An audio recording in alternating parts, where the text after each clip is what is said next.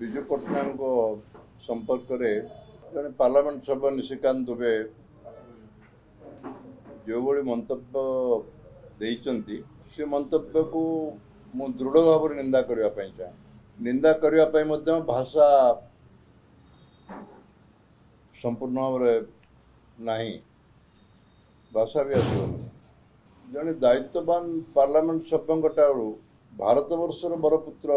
विजु पट्टनायक संपर्क में एभली मंतव्य अत्यंत दुर्भाग्यजनक कौन तथ्य न थी कौन घटना को न जानी सी जो विवृत्ति देले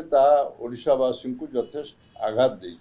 एवं संपूर्ण मनगढ़ा कहानी मिछ कथा गुड़िक से निज विवृत्ति में रखिंट जहाँ खबर कागज बाहर जहाँ को इंडोनेशिया भूमिपुत्र उपाधि देता भारत वर्षर कौन नेता ना जे भूमिपुत्र उपाधि पाई विजु पट्टनायक इंडोनेशिया भूमिपुत्र उपाधि पाई इंडोनेशिया सरकार जहाँ देते संपत्ति की से इंडोनेशियावासी दान कर देके आसते प्रश्नटी हूँ सी दुई तीन कथा उठे से संपर्क में मुझे जानी इतिहास लिपिबद्ध हो 1962 मसीहार भारत चीन युद्ध से चारबाटिया संपर्क में उल्लेख कर इतिहास को अध्ययन कले ये बहु व्यक्ति मंतव्य देते इतिहास को अध्ययन कले सबु तथ्य सामना को आसो सत भी सामना को आस 62 मसीहा युद्ध में विजुबाबूर एक भूमिका थिला यह सत्य प्रधानमंत्री से पंडित जवाहरलाल नेहरू विजुबाबू ओडिशार मुख्यमंत्री किंतु तांकर व्यक्तिगत घनिष्ठता संपर्क दृष्टि एवं विजुबाबूर मिलिटारी संपर्क में यथेष्ट ज्ञान थिला अभिज्ञता थिला पारदर्शिता भी थिला से दृष्टि से भारत सरकार प्रतिनिधि गले अमेरिका सी युद्धटार इतिहास जो मैंने पढ़ी थे से देखिए रशिया आमको विरोध कला तेणु चाइना विरुद्ध में जमती सब विभिन्न देश भितर सामयिक चुक्ति सब हुए अमेरिका संगे से चुक्ति आवश्यक था से करते सत्य बट इट जो शब्द व्यवहार कर सीआईए एजेंट से सीआईए एजेंट नुहे सी भारत सरकार का प्रतिनिधि हिसाब से जाते भारत सरकार ही पठे से अमेरिका पचरागला आप यू आर चीफ मिनिस्टर ना I am chief minister but I am envoy of government of India से उत्तर देते द्वितीय प्रश्न उठेले चारबाटिया सब आणिक रखिले सीआईए वाला से आदौ सीआईए नथला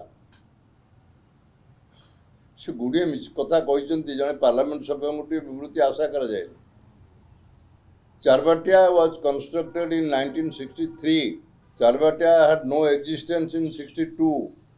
62 मसीह चारबाटिया नथला चारबाटिया 63 मसीह या चारबाटिया अमेरिकान सब रोते से चारबाटिया कहीं रोते चारबाटिया सीआईए कंट्रोल नुहे अमेरिका कंट्रोल नुहे Charbatia till today is under the control of NSA national security से अन्य मैंने कहीं लैंड करने गले भी एनएसए परमिशन दरकार prime minister rarely lands there it is a very restrictive area that is a technical unit गोटे स्पाइंग यूनिट नुहे से बुझी ना निशिकांत दुबे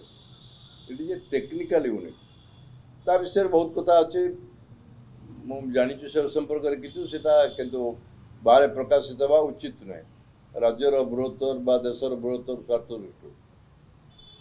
आम सरकार समय से किसी घटना मुझे अनुभवी सब कथा गुड़ाक मिछ कथा गुड़ाक कहीदे एभली जड़े दायित्व पूर्ण पार्लियामेंट सभ्य मोर से दाबी हो काली एक विवृत्ति देखुली पचर बदल किसी विवृत्ति देते जो मैंने जाना मुझे बुझे तुम कौन बुझे तुम तो निजे किसी बुझिन 62 घटना को बुझिन चारबाटियार घटना को बुझिन बुझेब क्या you should render N unconditional apology ये केवल ओडिशावासी नुह सारा नेशन को अनकंडीशनल अपोलोजी मांगा उचित भारत सरकार तागिद करवा दरकार एभली विवृत्ति से निवृत्त रहतु अनकंडीशनल अपोलोजी मागंतु जमती शुणुली विरोधी दल नेता भी कहते mental case that is true he is a mental case but he should beg an unconditional apology एभली विवृत्ति आज पर्यंत कहीं देना 62 रू आज से 2026 मसीहा आगला द्वितीय कथा हूँ विजुबाबूर जो देहांत है मोर मन अच्छी रेयरली इट हैपन्स स्वर्ग द्वार सबू पार्टी नेशनल लीडर से आसते वाजपेयी आडवाणी ठू आरंभ कर देवगौड़ा चंद्रशेखर से दिन मुझी स्वर्ग द्वार शव पहुँचला पर ठारू राति 2टा पर्यंत कौन सी भारत वर्षर कौन सी नेता नथिले किसी आसी नथिले से एरियाटा को नाम रेस्ट्रिक्टेड एरिया करूँ ता भर आम 5-6 जन थिलु मात्र बाकी सब बाहर रोते कारण क्राउडटा बहुत थिला तांका प्रति एभली मंतव्य ओडिशावासी यथेष्ट आघात देछि से तुरंत अन्य कौन सी घटना को न जाकि अनकंडीशनल आपोलोजी मागिक घटनार पूर्णच्छेद पका ये हूँ मोर मत विजय को ना से वार्ड यूज कले सीआई एजेंट ये संपूर्ण निंदनीय सीआईए से जाना से CIA was not form say that was US strategic affairs इधर पे इतिहास लिखाई बही लिखाई वाई चौवन बही लिखिं सब कथा तथ्य लिखिं जो सीआईए नाला हाउ कैन ये national leader CIA agent it is highly condemnable से कौन जिन बुझी ना इतिहास पढ़ी ना पागल भाई एक विवृत्ति रखिंट एभली विवृत्ति आदौ ग्रहण नुहे।